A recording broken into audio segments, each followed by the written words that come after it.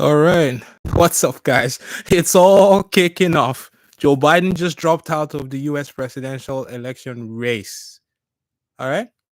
Welcome to the Wolf of Young Street podcast. My name is Victor. I'm your host. Oh my God, this presidential race has had it all. Really, it really has. I mean, we've had an attempted assassination. We've had Joe Biden with the really, let's be honest, catastrophic presidential debate. And now, this late in the race, even now, there is news. Joe Biden has just dropped out with less than 4 months to election day. Where do the Democrats go from here? Come on. Oh, I brought you the quotes here today, just so you know. Where were you when you heard this news? I'll tell you what I was doing. I was at home, having a little bit of chips, having a peaceful time, just sitting here doing nothing really. And then this news came. I was like, oh shit, leave me alone, wife, leave me alone. Every other person that I love, I need to come online. I need to go live and do this recording. As my wife eyeballs me from the corner of my eye, they're crazy. Here's the quotes though. Here's the important quotes. Joe Biden put out a one-page quote today, a one-page letter to basically saying, I'm going to give you basically an abridged version here. He talked about his record first for the first few paragraphs of it, but the important lines that you really want to see here, he basically went, and this is Joe Biden speaking here. I can't do the voice. I can't do the impression of Joe Biden, but he said, "It has been the greatest honor of my life to serve as your president. While it has been my intention to seek re-election, I believe it is in the best interest of my party and country for me to stand down and to focus solely on fulfilling my duties as president for the remainder of my term." Wild, mind blown. Oh my God, where do the Democrats go from here? Because here's the thing: there's two ways to look at this. It's basically, maybe let's go through the timeline a little bit, because I'm reacting instantly here. But wow, it really started to go, you know to really tank for Joe Biden since the presidential debate on June 27th. And you could see from that debate, he had moments where he was confused, he had moments where he rambled on. And a lot of those questions that were always on the undertone, always on the background, just seemed to come to the fore. People started talking about, really questioning his fitness for office. And significantly, within his party, within the Democratic Party, there were lots of questions and lots of calls for him to step down. And it was crazy. There was talk at the time of people, with people going, yo, if it, a lot of Democratic candidates going, they might lose in their respective constituencies if Joe Biden is top of the ticket. Essentially, the talk of the town then was that Joe Biden was dragging down every single Democrat with him. Wow. And significantly, just last week on Friday or Thursday, I think it was, President Obama, who may or may not have, be on the best of terms with Joe Biden. I'm not implying anything here. Basically threw his hat in the ring, threw his voice into the conversation. Basically went, oh sorry, I said threw his hat in the ring. No, it's not coming back. That's not what I mean. But he basically threw his voice into the conversation and urged Joe Biden to drop out of the race. Crazy. Fast forward 2 days later from that particular significant event, Joe Biden has dropped out. All right. I've made some notes. We're gonna talk today. So you guys get in the chat there. I see a comment there from my very first person on this live here. For the good of the this person says, for the good of the party, or is it about time? Well, I think it's one of it's basically one of the, it's both really, because it's like, as Joe Biden himself said, it became evident that for the good of the party, he had to drop out of the race. And Father Time still remains undefeated. A 10 years younger Joe Biden might have been able to, really fight with Donald Trump to the very end. And now with Donald Trump's new basically people looking at Donald Trump as the actual savior at the moment, their Lord and Savior, with his, you know, Mike Tyson like head movement that saved him from being assassinated. It's hard for you to see anybody defeating Donald Trump in this particular with this particular avalanche of support on his side. And so where does this leave the Democrats? That's where I wanted to hit next. Oh my god. Where does this actually leave the Democrats? Well, significantly in that statement put out by Joe Biden, he endorsed Kamala Harris, his running mate, his vice president, basically. Okay, so is it as easy as the Democrats going, okay, he has endorsed Kamala Harris, so we put Kamala Harris on the ticket? Well, that's not necessarily democratic, pardon the porn there, because it's like, okay, it probably needs to be a primary. You need to give everybody a fair chance to seek the Democratic nomination, right? That's what makes sense to me. But significantly, Joe Biden is in support of Kamala Harris being top of the ticket. Wild. Okay, but assuming, and to be fair, you could argue. Many people actually say that Kamala Harris is a strong candidate. She's qualified, and from the polling information, while Joe Biden was expected to lose to Donald Trump in that election, come November 5th, Kamala Harris doesn't trail that far behind. Okay, so reasonably, most people are assuming, well, it doesn't really make a difference if it's Joe Biden or Kamala Harris on the top of the ticket there. But I got a funny comment there. I'll read it to you guys later. I just want to finish this thought. So, that most people actually believe that Kamala Harris is not that far behind, as not as far behind as you might think. Okay, so there's options there. Okay, but the other option, if the Democrats go to an open open it up for everybody to seek the nomination, well, it's the new golden boy of the Democrats, Gavin Newsom, right? That's the other obvious candidate that the Democrats can go to. But the Republicans have long since started to kind of play that game with even Gavin Newsom, right? They bring up his record in California, especially the homelessness crisis, which according to the news, if you read the news, is at record highs actually in California right now. So is it time for Gavin Newsom, this new breed of Democrat, to come to the fore? Is it really his moment? And you could argue that whoever the Democrats put forward, Kamala Harris, who is could be the first female president of the USA, you could argue that if it's Kamala Harris or if it's Gavin Newsom, that person is playing with house money, right? The person is playing with house money. So I would, if I was any of these Democratic candidates, including Pete Buttigieg, by the way, who contested in the primaries against Joe Biden earlier in the cycle here, he could also be out there. So it's all open. It's open season, and they're all playing with house money. I'm going to just read the comment again here. Someone says, "Is Trump really the USA god, or is this a movement? Is there assurance that he's able to do the job, or if?" Well, see, here's the thing, right?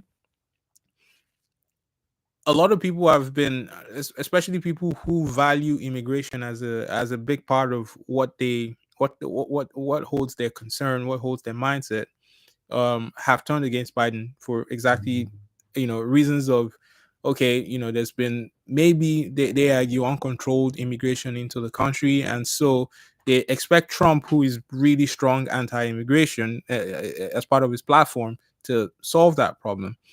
Also the significant problems as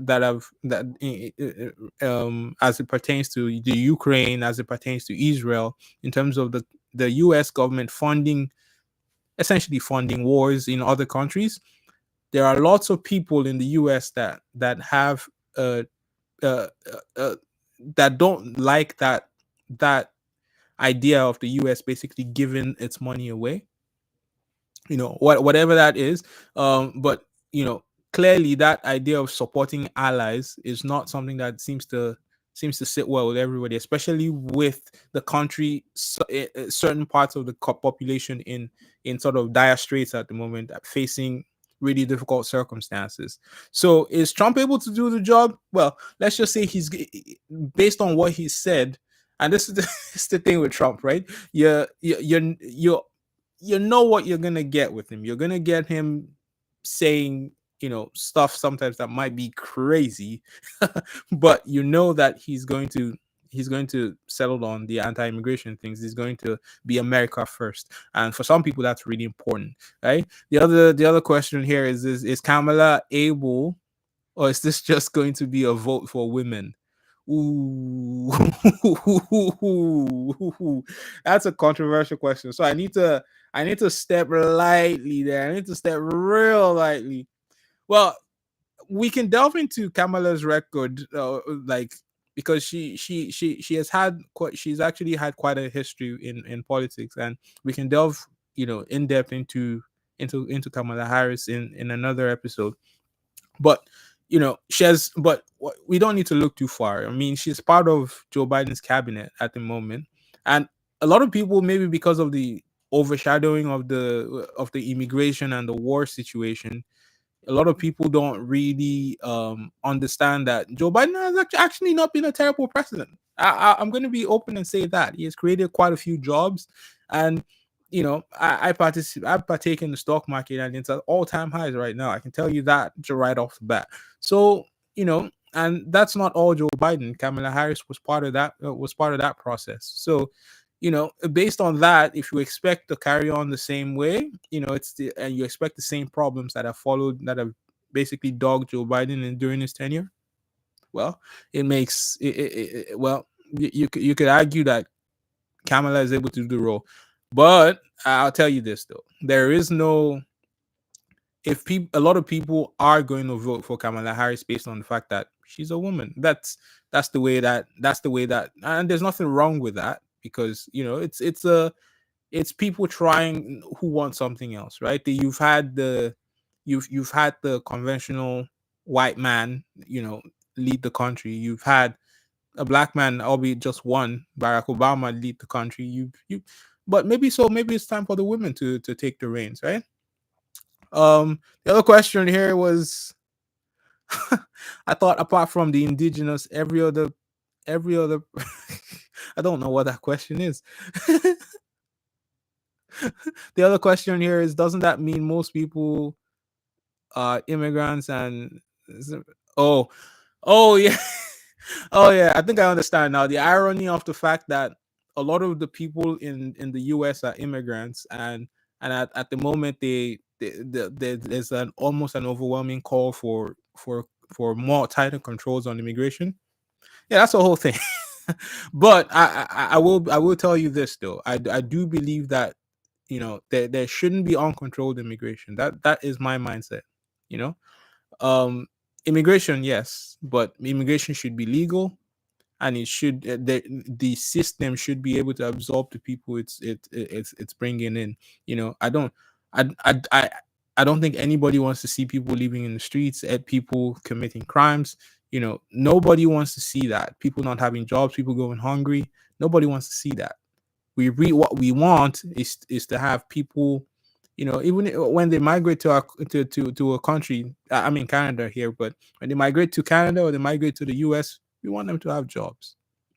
you know but also, predominantly, we also want the people who are already within the country to be able to find means for themselves to create better circumstances. So we want them to be able to compete favorably. I can't speak English. We want them to be able to compete favorably, so they can also have a chance to better their lives, right? Okay, so I'm going to return to regular programming now. So as I was telling you, Kamala Harris or Gavin Newsom, I think those are the two front runners for the Democrats at the moment. They're playing with house money. So, do I think they have a chance to beat Donald Trump?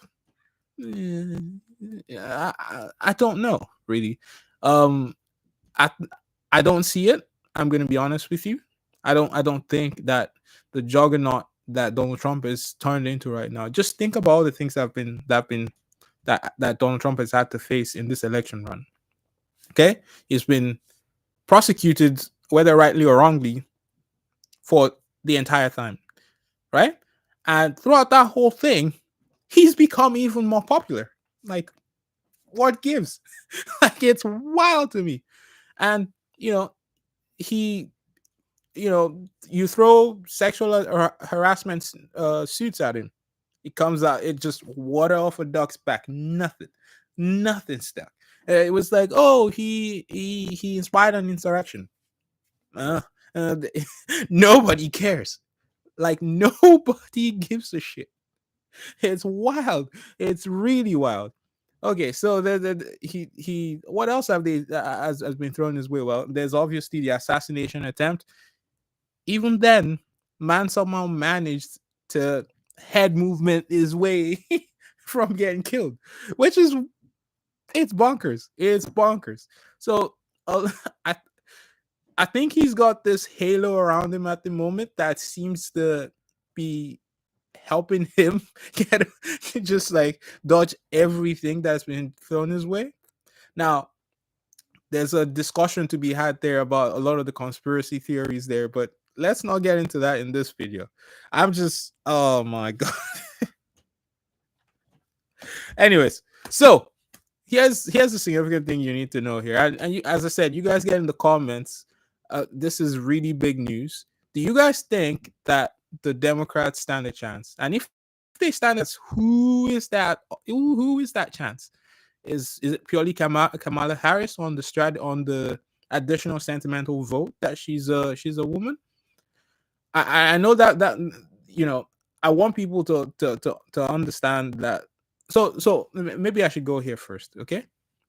The the Democrats haven't officially selected a candidate. That doesn't happen until when is the DNC convention? I forget it now. The DNC convention is on August 19th. I put it in my notes here. It's on August 19th. So the Democrats have a little less than a month to decide in some way who is going to be their candidate. Right? Now, I expect that there will be some sort of selection process. I don't think they're just going to hand it to Kamala Harris. It seems logical. I mean, there's nothing. I wouldn't argue against them just giving it to Kamala, just based on the fact that she was endorsed by Biden, who you could argue won that his primary fair and square, you know, and if he has chosen to bequeath his delegates to Kamala, why not, right? Who cares? But my point is that I think the Democrats will try and be democratic, right? But I am curious to see where this dramatic presidential race goes next. And you know what? I don't know that in I don't know that in Canada we're going to be able to top this. To be honest, I hope we don't top this because this is scary. This is real scary. This is real scary because, and the other thing I thought I would say is, why is nobody talking about RFK? I think the man deserves more. The man deserves more talk time. Like, the media has somehow decided that RFK is not worth talking about. The only man beating the drum for himself is RFK. Is the only man talking about himself. Nobody's talking about that guy. Like, you would think, oh, Biden just dropped out of the race. This guy's been in the race so long, and some of the things he says actually make some sense. Why not let the guy have a run at Donald Trump, right? But for some reason, no one's talking about that guy. I don't know how to do the Conor McGregor's voice, but it sounds like if RFK was to walk into the presidential debate, people are just gonna go, "Who the fuck is that guy?" I don't understand it, but it's wild that he doesn't get a lot more support. It's wild that he doesn't get a lot more support. He's got some things so he's downright, maybe because he's not as polarizing. He's almost like downright down the middle in certain things. He's got some Democratic views. He's got some Republican type views. Maybe that's why he's not resonating with as much people, because obviously, polarization is really what sells in politics at the moment. Check it, right? You're either one way or you're far in the other direction. But I'll leave you with this though, as I kind of come to the end of the stream. I wasn't planning to make it this long. It was supposed to be just a straight up reaction to what just happened, and wow. I'll leave you with this though. Okay, there you might think at the moment that there is no chance for whoever the Democrats put in front of Donald Trump. He's a juggernaut. But here's what I'll tell you. Think about it this way. My understanding of the way people vote in the USA is a lot of people vote on their fundamentals. They vote on what they believe to be true. For example, I believe in abortion rights. Okay, so I vote Democrat. I believe in what's the fundamentally Republican point of view. I'm trying to think of something quintessentially Republican here. They believe in not allowing abortion to at a certain point. Okay, and a lot of them, for some reason these days, seem to be anti-vax as well. So think about the quintessential Republican point of view right now: anti-immigration, for example. A lot of Americans vote along these lines of fundamentals, right? Does that significantly change with does that significantly change with Joe Biden dropping out of the race? I don't think so. I think a lot of these votes are baked in. Right? With the USA, you I mean, Trump was really starting to steal certain votes from some states that are generally were expected to go Democrat. But with him out of the race now, and presumably a fitter candidate in there, I expect people to just go back to voting on their fundamentals again. Okay, I want gay rights. Okay, I want anti-immigration. Okay, right? And then where that leaves us is along the margins, where certain people are going to vote based on whether they're going to vote. I'm trying to find the word here. Where some other people are going to choose to they can be convinced, I guess is the word I'm looking for there. Some other people are going to be like, okay, I can be convinced they're a bit more open. There's not that many people that are in that particular point, in that particular have that particular perspective. But I'm really excited to see where the next phase of these campaigns go. And importantly, who's going to be Kamala Harris's running mate? Like, is that person able to deliver something that the Joe Biden and Kamala Harris? I said who's going to be Kamala Harris's running mate. My bad. I shouldn't have said that. I'm assuming that Kamala is going to be the candidate. That's who is going to be on the ticket. Who's going to be on top of that ticket? That's going to be important in terms of what kind of people they can, like, what kind of delegates they're able to deliver. It needs to be a strategic masterpiece, but it's not impossible. Because as I said, a lot of people are going to vote based on their fundamentals. They're going to vote. They already know where they're going to go. Okay, especially because of the temperature and the polarization within the politics at the moment. You know where most people are going to go. But it's at those margins, those battleground states where people haven't decided, where this now throws a new spanner in the works, where they'll go, okay, I didn't want Biden before. Now there's this new guy who's, I think, is fitter for office. And to be fair, if it's Kamala, their record wasn't too bad as a pair in government. They failed on certain things. Immigration is something they failed at. We can be honest about that. Okay, so they failed on certain things, but they did well on certain other things like jobs, right? Okay, but there's also Trump, who is, I know what I'm going to get in terms of this. It may be divisive, it may be all these things. Okay, so I'm going to weigh this and see what resonates with me more, right? Either way, it's going to be fun. And it's more fun when you're in Canada, and this isn't necessarily